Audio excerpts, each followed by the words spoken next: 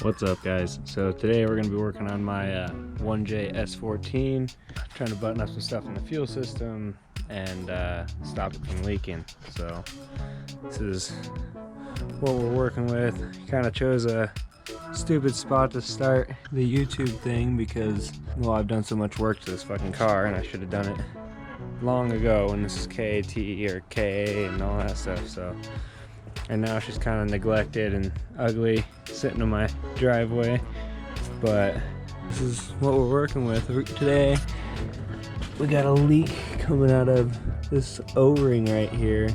I used this one that was just a little too big for this AN adapter because I have all steel braided lines to my regulator from the fuel pressure sending unit. I got a dual pump set up from Powerhouse Racing and aftermarket eBay regulator just to, you know, use for now, see how that does. Mostly just to adapt the AN lines. Yeah, I got the individual coilover plugs and all that good stuff. But anyways, I'll probably just check up with some progress once I got the fuel rail taken off, pull this hose off and fitting and replace that O-ring. So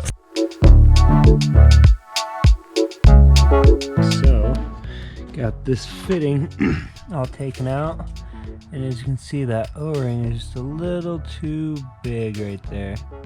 A little gap makes it so fuel just sprays out like crazy. Got it all over. I got a drip pan down here, but before I first did this, it was that back one for the AN, the -8 for the feed, and replaced that, and somehow this one wasn't leaking. I bet you it was because there wasn't enough pressure getting through the rail to actually leak. But I'm gonna slap a new O-ring on this thing one size smaller and see how it does. Alright, we got the new O-ring on there. Much less slop and slack. So let's start throwing this thing back in, I guess.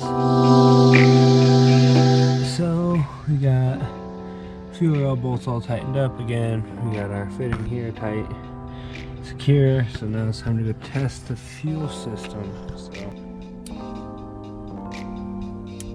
alright, the fuel pump sounds like it's about as far as it wants to go. I think we have success. Look at that, 40. What is that, 44, 43? I think it's set pretty fucking good.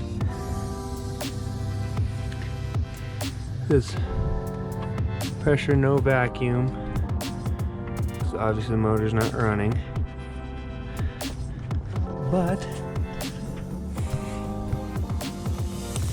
I don't see any leaks from the troublesome O-rings. Leak it.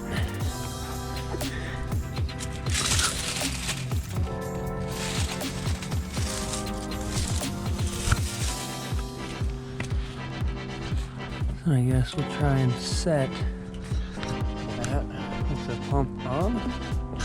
That's a consistent pressure. Hopefully we don't fuck anything up, huh?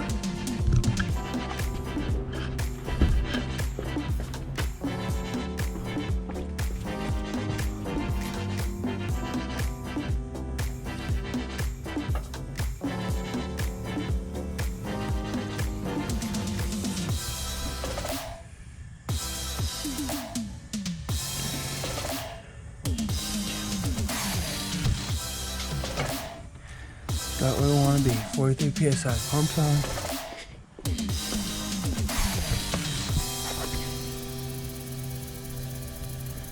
Okay. Alright, since we got the fuel system all pressure tested, no leaks.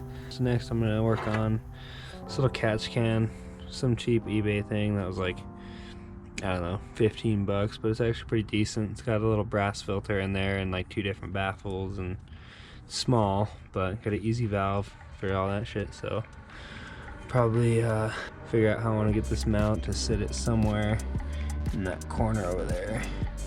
So I got everything kind of mounted up how I wanted it. Some self tappers Just that little ring, I'll sit back there. And this should sit something like that. However I decide I want it to sit. Put a little gate valve down there. At least I can kind of hide the red. I'm gonna keep it dark. Have the hoses just kind of come off of that. Should be pretty legit. Now I'll run to that PCV valve right there. And the other one I'll have to get an intake pipe for my turbo and run it pre-turbo. I got everything kind of sealed up, but I figured I'd show you guys kind of what I was talking about. I was like, yeah, it's cheap eBay shit, but it's not too cheap. So that little brass filter in there is actually going to the intake, so to like the pre-turbo basically, and that'll stop all the fluid from getting into it. And then the other side is just like an open port with kind of this little 45-degree to stop splashback from getting back up in there. And then this baffle, that'll just kind of sit in there and cover it all. So for 15 bucks, not bad. Hey guys, sorry I'm kind of a dingus and forget to film outros in between my video, so it might be a little jumpy, but I hope you still enjoy the content and keep watching because it's only going to get better. Still getting in the swing of things. Today we're going to be going to go work on the 240, gonna work on some of the wiring. I was able to get a couple tips from one of our local guys over at M-Spec, Casey Cole. He gave me a couple directions on where I can go with the car. Just get the shit to work. Been having ECU communication issues, and that's kind of the last thing I need for my swap to run, so I can put all the settings for my coil packs, for my injectors, for sensors, and test everything, and then hopefully start the car. Alright, so just to kind of give you guys an idea on what I'm working with here. So this is my AM Series 1 that kind of came with my swap and everything. The harness for it that I kind of cut and spliced and extended to fit my car. And so this is the plug that I think is my problem. It's the A plug for it's basically like a Toyota Supra ECU. There's a couple things on here that I need to, there's basically I have one of them labeled already. 12-volt output for main relay, and then that I need to hook up to my main relay, and then there will be a reciprocating side 12-volt switched from main relay. That's the one I'm gonna have to run a separate 12 volts than my main ignition switch. This guy, I can't have them running to the same power source like I do, because apparently ECUs they just don't like that.